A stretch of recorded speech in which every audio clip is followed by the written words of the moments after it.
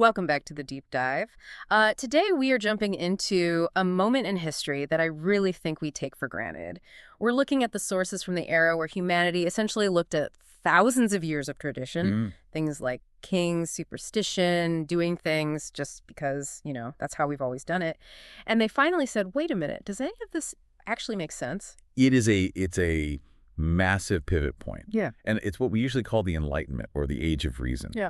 And honestly, if you look at the primary texts and strip away all the powdered wigs and the quill pens, what you're really looking at is the operating system update for the modern world. I really like that analogy. It's kind of like humanity was running on MS-DOS for a few thousand years, and then suddenly we upgraded to this user-friendly interface, like Man. version 2.0 of civilization. Exactly, version 2.0. And we've got a really fascinating stack of sources to get through today. We're looking at political treaties, economic manifestos, spanning roughly from around 1648 to 1815. Okay, so a pretty wide chunk of time.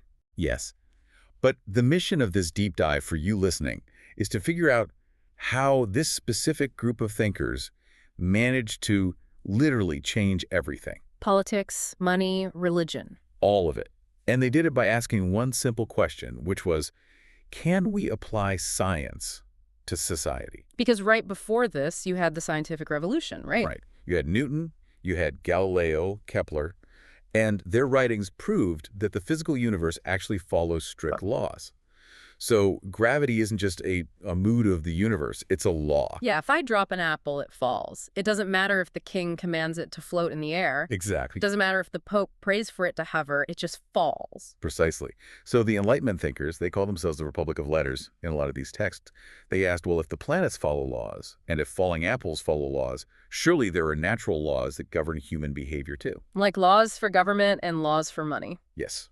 They were essentially trying to find the physics of society. I love that. The physics of society. And to understand how they did this, our sources really highlight three main pillars that hold this whole intellectual era up. The first one is rationalism. Okay, and based on the texts, that's basically the idea that reason or logic is the ultimate authority. Right. Not the church, not the king, but your own brain. Yes, the belief that any problem can be solved if you just think about it logically enough. And then the second pillar is empiricism. Which is the scientific method part of it. Exactly. You don't just assume you know how the world works because some dusty old book told you so. Yeah. You observe it. You look for actual data. And if you combine those two, the rational thinking and looking at the data, you get the third pillar. Which, I have to say, reading these sources feels surprisingly rare these days. Progress. Yeah, progress. It's the optimist's pillar. The radical belief that humanity isn't just stuck in this endless cycle of misery.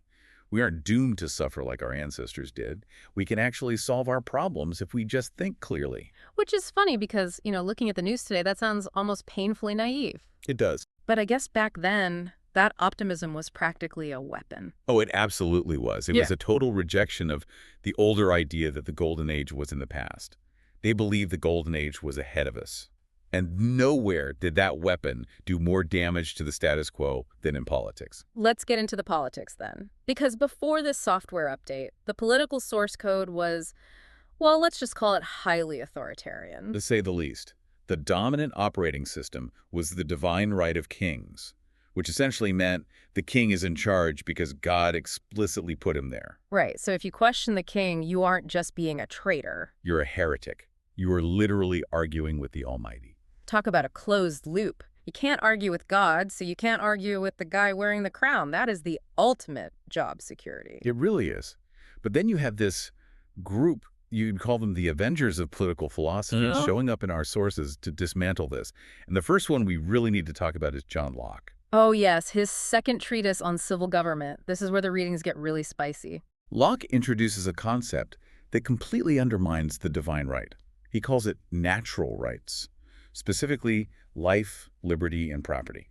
And the key distinction here, and this is what really stood out to me in the reading, is where those rights actually come from. Yes, that is the crucial insight.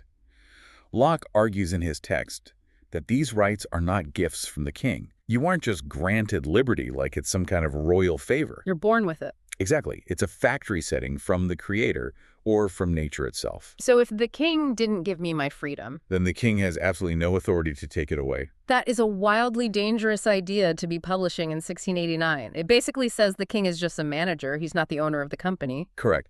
But it does raise a very practical problem. Right. Because if I have these natural rights, my life, my stuff, but the king has a standing army and a literal dungeon, how do I actually protect my rights? Because natural rights are great on paper, but they don't stop a bullet. Right. Which brings in our second thinker from the sources, the Baron de Montesquieu. He looks at this in the spirit of the laws.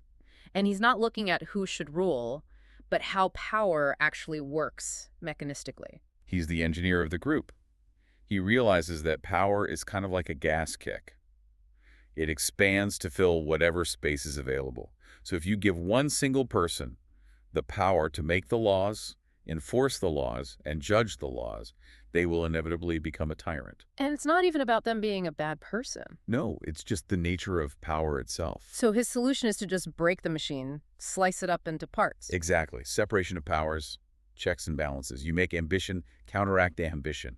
The executive branch wants to do one thing, but they need the money from the legislative branch. And then the judicial branch has to step in and approve the legality of it all. Right. It's basically institutionalized gridlock, but it prevents tyranny. It's like playing rock, paper, scissors with government branches. No one hand can win every single time. It's a safety feature, not a bug. But even with these natural rights and a divided government, you still need a foundational justification for why the government exists at all. Like, why are we listening to these people in the first place? And that perfectly sets up Jean-Jacques Rousseau and his essay, The Social Contract. Rousseau really brings it all home with this idea of popular sovereignty. He argues that we are all born free.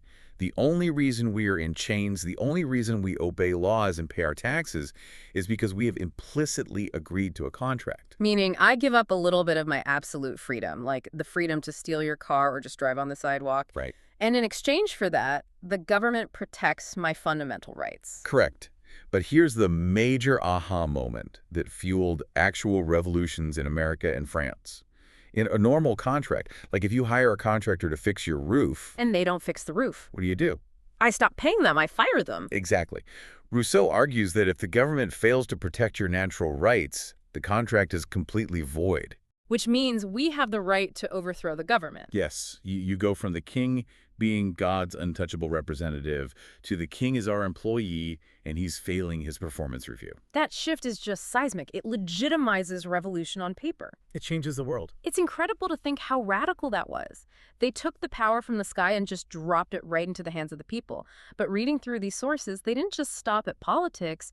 They took this exact same rational lens and pointed it straight at money. Right, because the economic system of the time, which was mercantilism, was just as controlling as the political system. I always struggled to explain mercantilism simply. The texts describe it basically as the idea that global wealth is a fixed pie, right? Yes, it's a zero-sum game. If England wants to get richer, France inherently has to get poorer. The ultimate goal of the state was to hoard as much physical gold and silver as possible. And to do that, the government micromanaged everything. Tariffs, trade bans, monopolies. Exactly. The government is the puppet master of the economy. They tell you what to make, who you're allowed to sell it to, and exactly how much to charge. Until Adam Smith publishes The Wealth of Nations in 1776. Great timing, by the way. Right when the American colonies are deciding they've absolutely had enough of British taxes and micromanagement. Seriously. And Smith looks at the data, going back to that empiricism, and says, guys, this isn't working. He argues in the text that government control actually stifles wealth. Yes, he realized that a nation's wealth isn't the pile of gold sitting in the king's vault. It's the actual productivity of the people. He introduces that famous phrase, the invisible hand. Now, usually when we hear that today, people tend to think of Wall Street greed or corporations running wild. Right. But in the context of the 1700s sources we're looking at, it's actually a liberator, isn't it? It is a total liberator. Smith is saying that you do not need a king to order a baker to bake bread. The baker does it naturally because he wants to make money to feed his own family. And I buy the bread because I'm hungry. We both win. Exactly. Self-interest drives the entire system, and the invisible hand of the market allocates those resources far more efficiently than any government planner ever could. So it organizes the chaos without needing a central organizer. Exactly. And we really should give credit to the French sources here, too. The physiocrats, led by thinkers like Quesnay and Trudeau, they were actually the ones who coined the phrase laissez-faire. Which translates to let it be, or let them do. Yes, it's the ultimate rationalist argument applied to money. The system is simply too complex for any one king to control. The most rational thing you can do is step back and let the natural laws of economics, supply and demand, just do their work. Okay, so we've got a political revolution, fire the king if he's bad. An economic revolution, let the market run itself. But I'm looking at the dates on these texts, mid-1700s. There's no internet, no mass radio, no social media. How on earth did these dense philosophical ideas go viral? It's a great question, because it's not like Diderot could just hop on a forum and start a thread. But they had an analog equivalent. The information revolution of the Enlightenment happened in two very specific physical places: the salons and the coffee houses. Let's start with the salons, because when I picture a salon today, I picture people getting a haircut. But that's clearly not what the texts are describing. Not quite. These were high society gatherings, mostly in Paris, and they were usually hosted by these incredibly brilliant women, the salonières. Okay. They would invite the intelligentsia of philosophers, scientists, writers, sometimes even visiting royalty right into their living rooms to debate these radical ideas. So it was like a safe harbor for dangerous thoughts. You're sipping champagne, surrounded by all this opulence, but you're literally discussing how to overthrow the social order. Exactly. It created this network that transcended borders.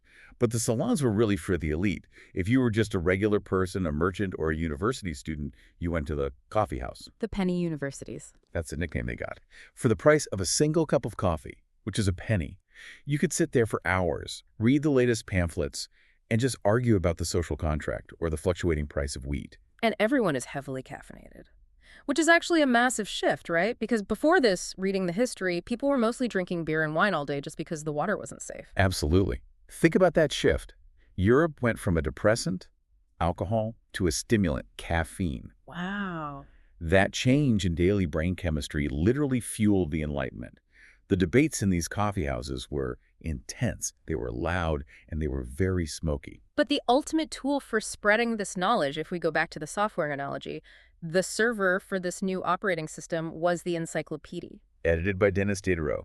This is a staggering undertaking. Our sources note it had over 72,000 articles. 72,000.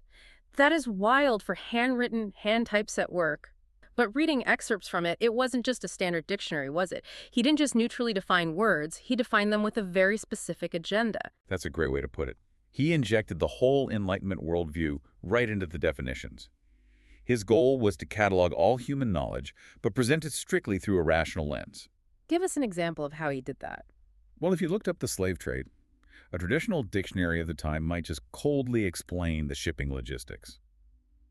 Diderot's entry actively attacked the morality of it using reason. Right. And if you looked up religious terms, he might classify them under the heading of superstition. Or he would treat religion as just another branch of philosophy rather than the undisputed ultimate truth. So it was this massive catalog of knowledge that deliberately sidelined the authority of the church and the king.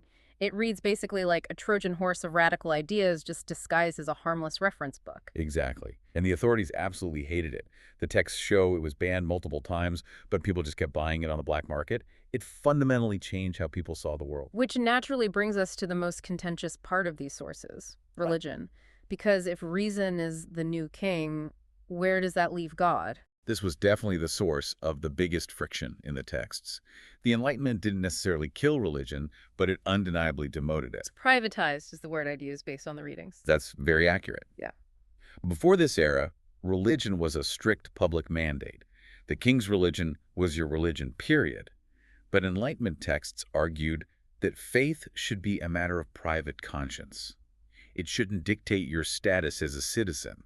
But the philosophers themselves, I think there's a modern misconception that they were all militant atheists who hated God. That's not what the sources show. No, not at all. The most popular stance among the intellectuals was actually deism. Think of writers like Voltaire. The clockmaker theory. Exactly. They used reason to look at the universe and said, well, this is far too complex to be a random accident. There must be an architect. Right. But And this is the key difference. Once the architect built the clock and wound it up, he walked away. So God exists, but he's not checking to see if you ate meat on a Friday.